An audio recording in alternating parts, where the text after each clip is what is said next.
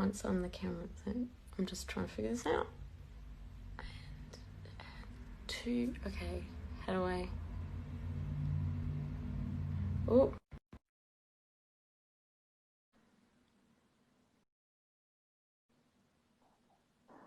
Yay! That was so fast. I thought that was going to take you like a little longer. For anyone who doesn't know, there was a 2-step verification on the account, so I was just on the phone to someone in Germany trying to sort that out.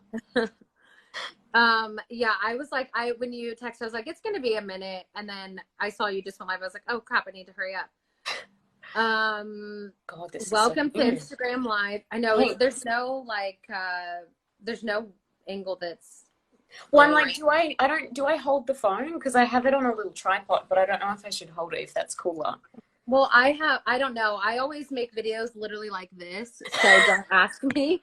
I have it stacked on books that in front of my computer that is not really going so well yet. Yeah. But we'll see. Good morning. Good morning.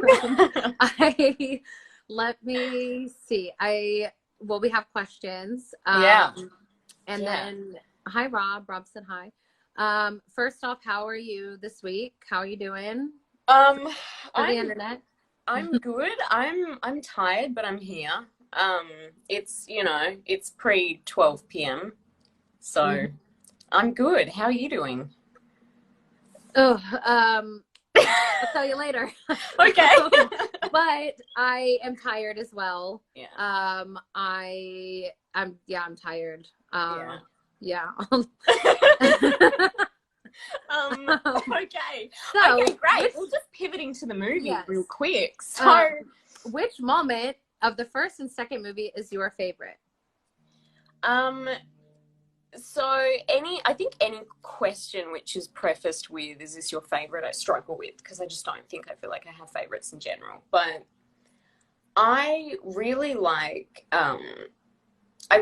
subtlety in film, and I really like non-verbal moments of intimacy and connection, even if it's not like romantic intimacy. Just so there's this moment during the first film, during the montage sequence. I mean, there's so many little moments with that like gorgeous song by is it Yolklaw? I think. Yeah, and oh, it's so good. And you just get to see this like relationship between these two people, and it's not overt, and I really like that. And then I guess in the second film, Max, who plays Smith, is just so cute, cutest little actor in the world. But I mean, following that thread of like, I guess, subtlety, I think there's a scene with Hero on the couch where it's just like two people having a conversation, and it's just it's like nothing dramatic. It's no screaming. It's just, like human connection. And I enjoyed those moments in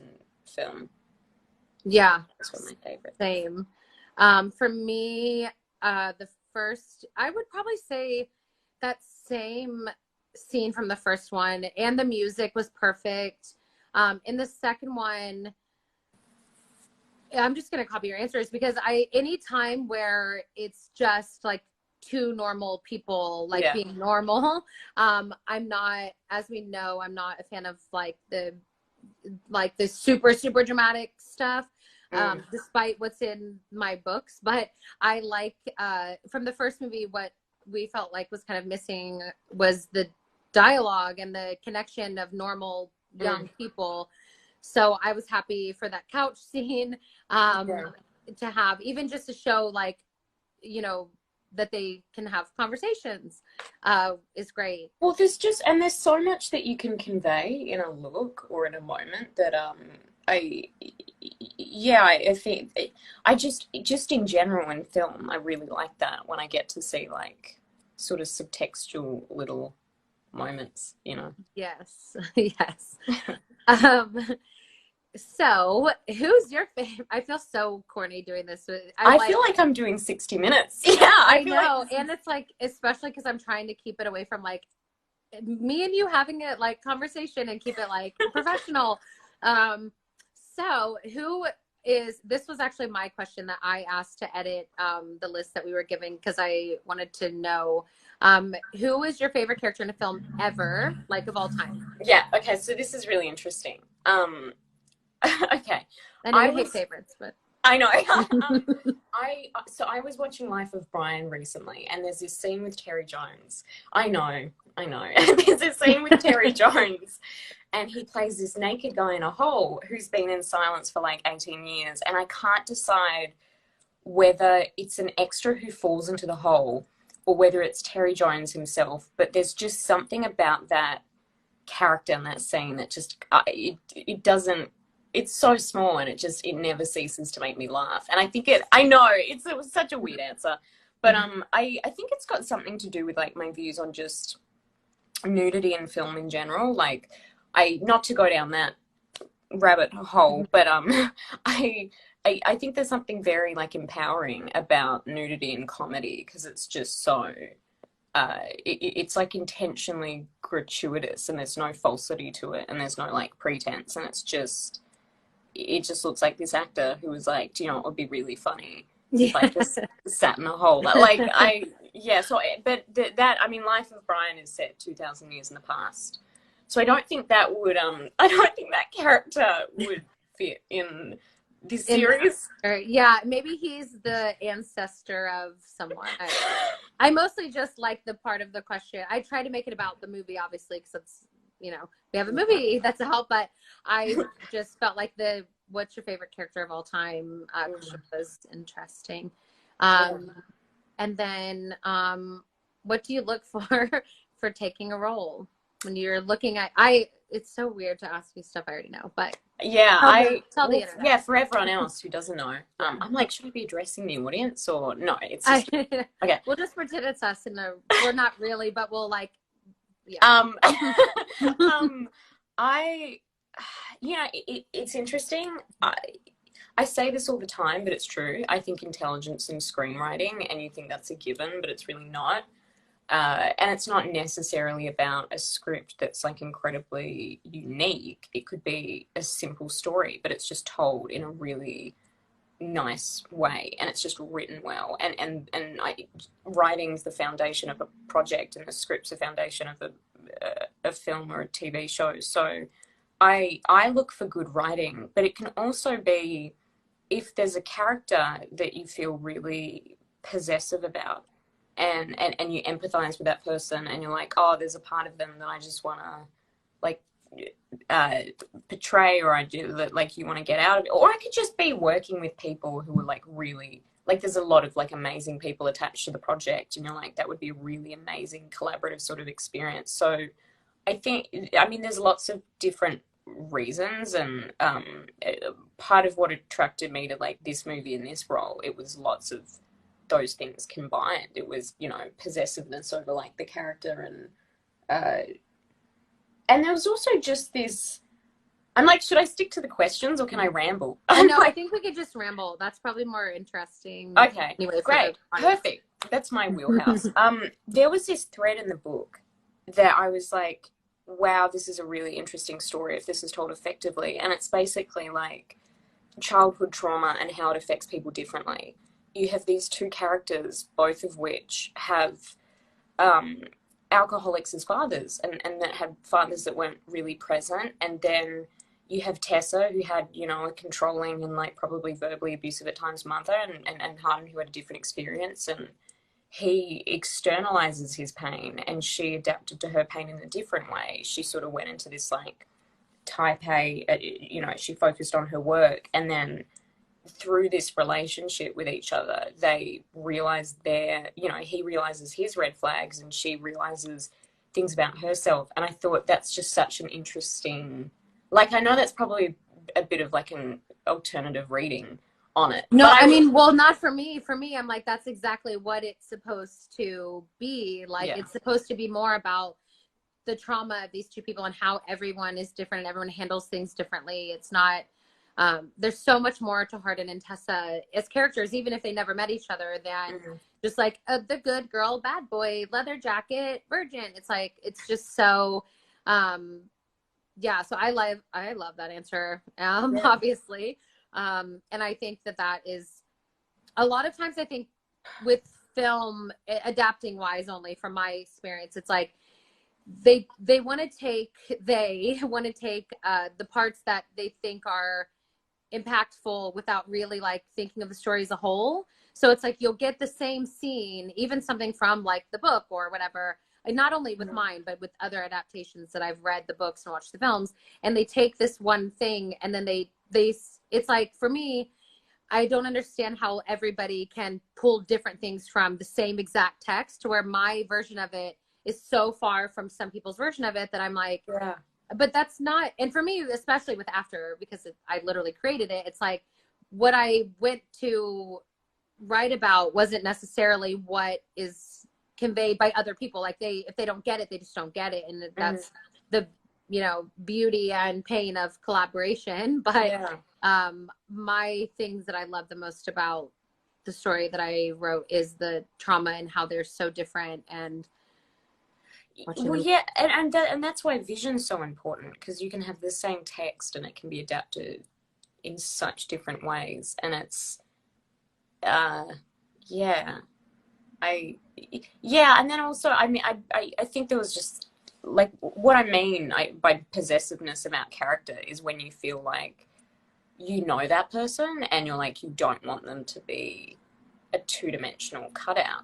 And, and like you have empathy. It's so easy, I think, for the annoying girl or this girl to be like played a certain way, or for like the bad guy to be played a certain way. And I think it's, when you have empathy, it's always a good thing. Yeah, I agree. I know, going back to even the first press tour, when someone, I can't remember what country or city or anything we were in, so I'm apologizing to the internet beforehand for not remembering, but someone asked you what, like, something about Tessa being a good girl, and I love that you literally were just like, what does that mean? Like, what do you mean she's a good girl? I hate the words. I'm very into semantics, and I hate innocent and I hate naive, because I'm like, what do you... But but that just speaks to like psychology and finding it, like what does it mean to be annoying? Is annoying an objective thing, or is it subjective? What does it mean to be innocent? If she's had this upbringing where she's had a father who like abandoned her, and she's had and she's innocent because she's sexually inexperienced, or is it? I think it's more complicated. It's about having like an optimistic worldview, and I don't know. I just words. I think your answer for that is always great, honestly, and I think it's I love anytime, well, just in general, I love when females particularly question a journalist, if the question's like, just like these compilations of, I watched another one last night of like a compilation of like Scarlett Johansson just being like, why are you asking me about my diet when Jeremy Renner is getting these like brilliant questions. So I love just kind of, I don't know, I remember that mom movie being like, what does it mean to be a good girl? Is she, because that is something when people, for me, it's like, oh, you wrote the young version of 50 Shades, or you wrote the good girl, bad boy. And it's like, it is true. And I don't even know if I thought about it in the same way before you said that, of like, wait a second, what makes her so good?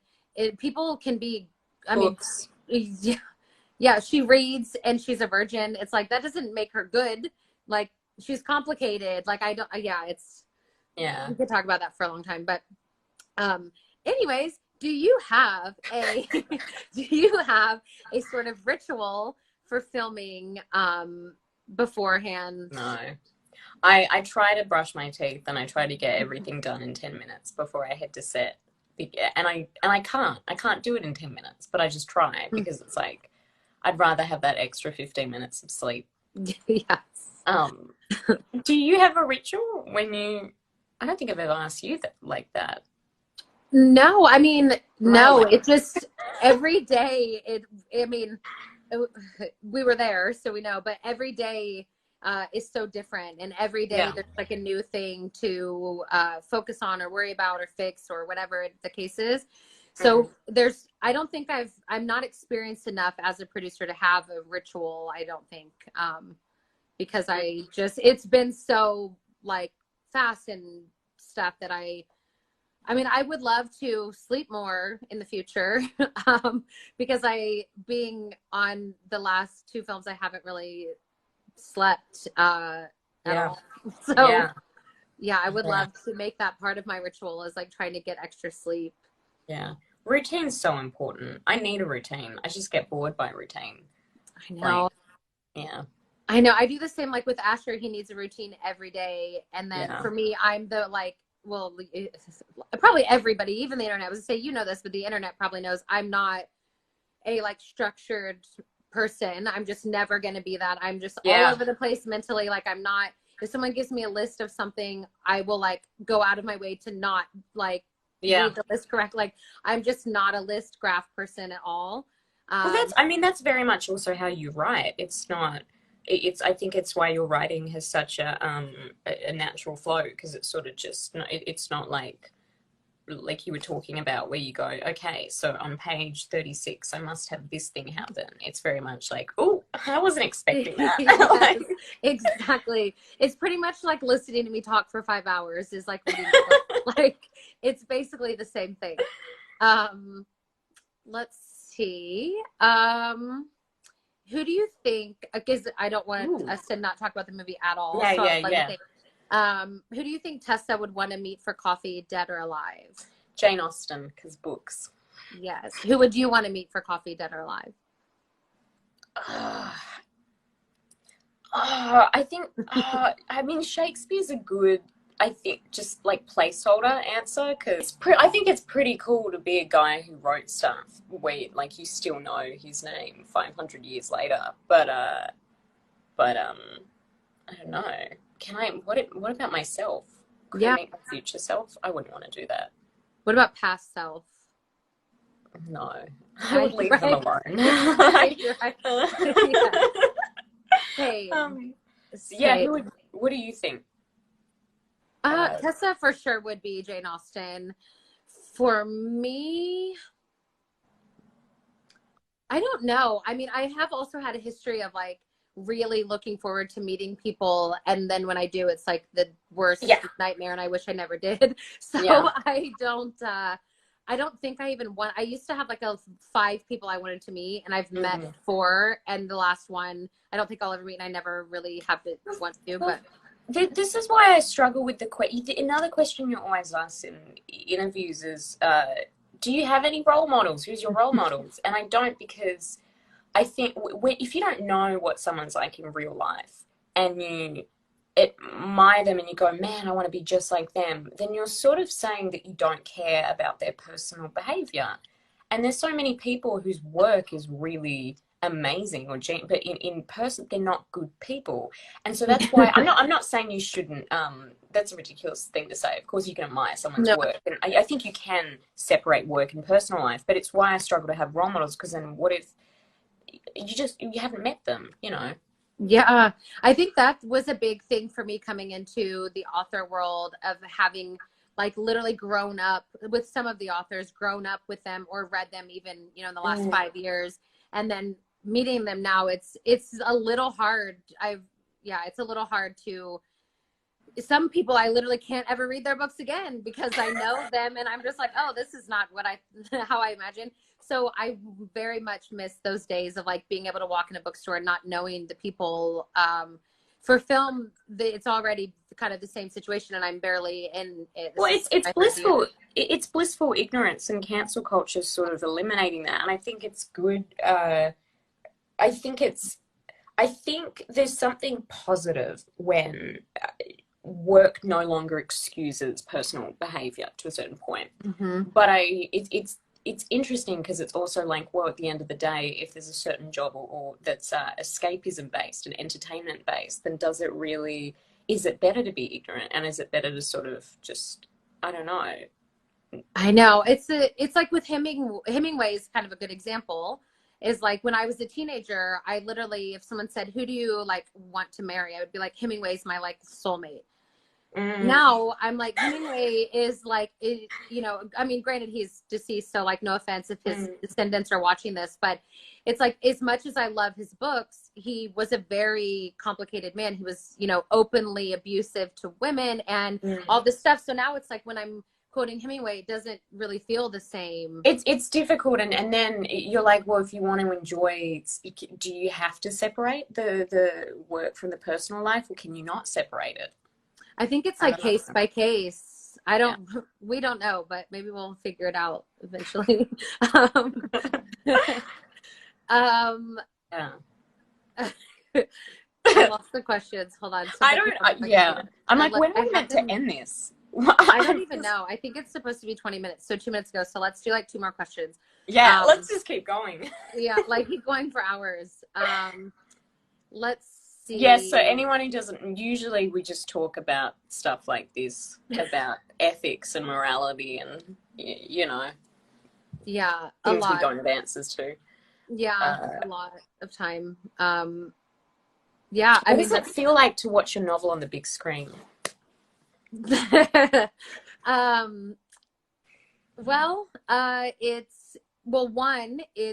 is an immense amount of like pride because of all of these people that have put so much work into the films, and people are touched by it. But it's also very hard. Especially when it's like taking I'm editing my answers as I'm speaking.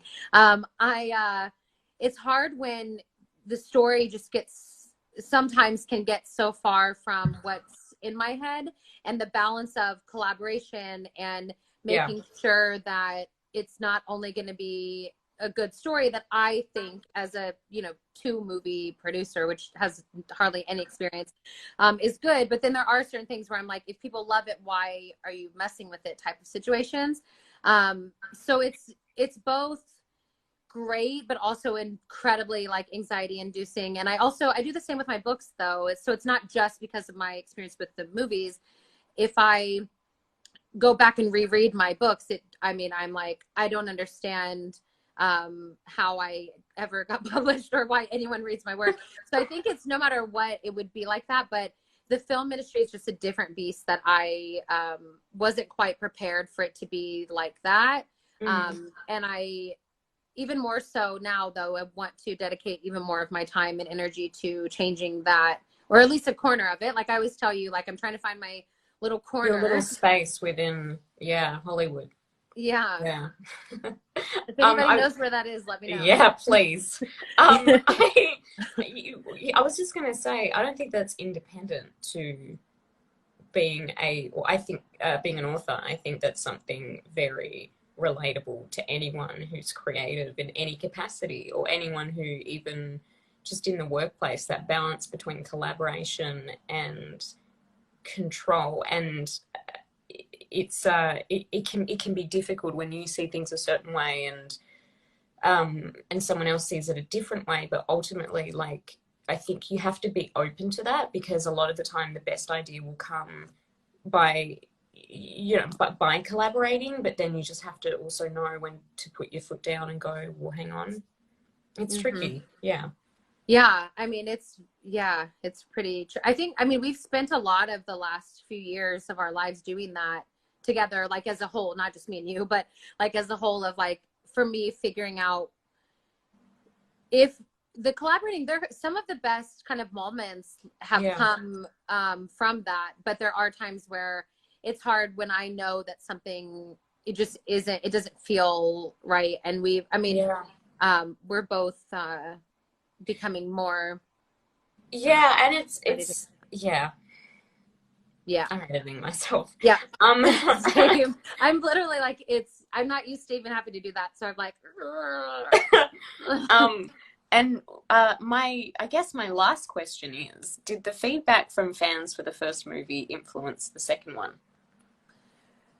Yes, it did. It's weird because it did, but it did in both ways, in ways of like, not everything can be the way that the fans want it to be. And sometimes the things like the land and line, I've already told them all that the land and line's not in there, but you were there as witness of like, it just didn't work. Which one was it? The one from the window, just because he loves you, it doesn't love you the way you want him to, doesn't mean he doesn't love you with everything he has. It's like, that's a perfect example of, It's, if Shane can't make it work, it's not possible. If Shane, the most gifted, grounded, present actor, can't make, if it's not working, then the line is gone. Just doesn't. Yeah, we tried. I mean, literally, we tried so many different ways and saying it. And, yeah, and that's a perfect example of like the fan feedback of like, we want more lines from the book. It's like, you don't necessarily know what you're saying when you say that. It means it has to fit in. And I feel like with the second one, I think for people, my interpretation of that is people just want, they want authenticity, and they want the theme and the heart of the book. They just want, you read something and you just like, you know, I want this on screen, and I want more of this on screen. And I think that like that verbalizes as well, we want more lines, and it might not actually be about the lines, it's just the overall sort of the heart. You just want to feel like it's the books, you know. Yeah, that's the thing, that transferring that to like the people in charge is the hard part of like, it's not about this exact scene or about this exact line. It's about, they want to feel like they know the characters, and they want to see the parts of the characters that they love, not necessarily like, just because Hardin cusses more doesn't mean Hardin's closer to the book. It's because we have like, you know, an argument for the first time and all these things, which I think I've already said it before. I'm positive that both of us have tried with the first one to get like a little more conflict, but it just wasn't there. And then the second one, we put the conflict, and that's, I think, why, you know, the movie. I wanted them fighting during the montage sequence in the first movie. I wanted to throw a little fight in there just to make it real. But, same.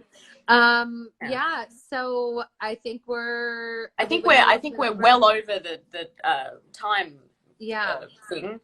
Yes. Thank you, everyone, and thank you for the movies already #1 in like Portugal, Germany, Italy, I believe Spain. If not, then I'm wrong, but who knows? But I know the movie's #1 in a bunch of places. So thank you, everyone. Thanks, Joe, for doing an Instagram Live. I will talk to you soon. I know. I don't know how to save it. Am I supposed to save it? I know. I save it. Okay, you save it. I have instructions here. Okay. Okay, perfect. Bye. Bye.